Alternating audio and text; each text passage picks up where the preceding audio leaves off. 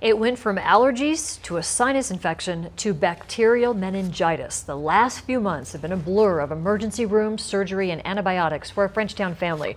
They found themselves in the middle of a life-threatening situation, and now their community is stepping up to help them through one long journey to recovery. Sinus infections, I mean, people have those, but to get the bacterial meningitis, I mean, Seattle said they hadn't seen a case in 30 years. It was July, and 13-year-old Ryan Compton had summer allergies like so many of us do. But he was getting sicker and sicker in what was becoming a bit of a medical mystery, until it wasn't. And then the next day we did an MRI, and that showed on the report, the doctor came in and was like, "You guys gotta go. You gotta go now." And so they life-flighted us to Seattle.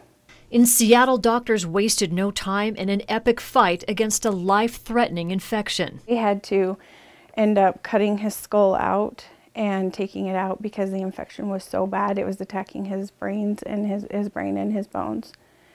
And so he was missing a good portion of his skull, and it's just been a struggle every day since. Ryan is home now wearing a helmet to protect his head until he is strong enough to have a 3D printed plastic piece to cover the part of his skull they had to remove because of that infection.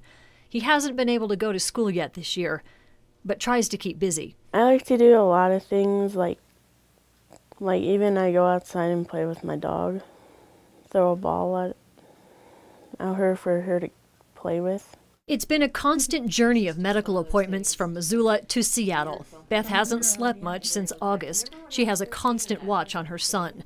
The antibiotics have been very hard on his body, and they can only hope that the infection is gone. But in true Frenchtown form, the community is there.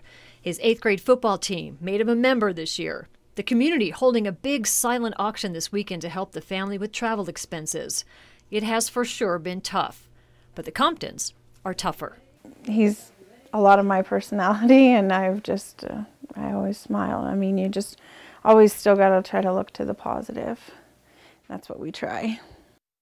Now tomorrow there's a silent auction and a dinner and a benefit for Ryan and his family. It's at 5 o'clock at Benny's Frenchtown Club. A lot of cool items to be auctioned off, including a fire pit, and we just found out there's going to be live music and of course food, and the money will help with travel and medical expenses as Ryan continues to recover. There's also a GoFundMe page. All of this is linked on our webpage.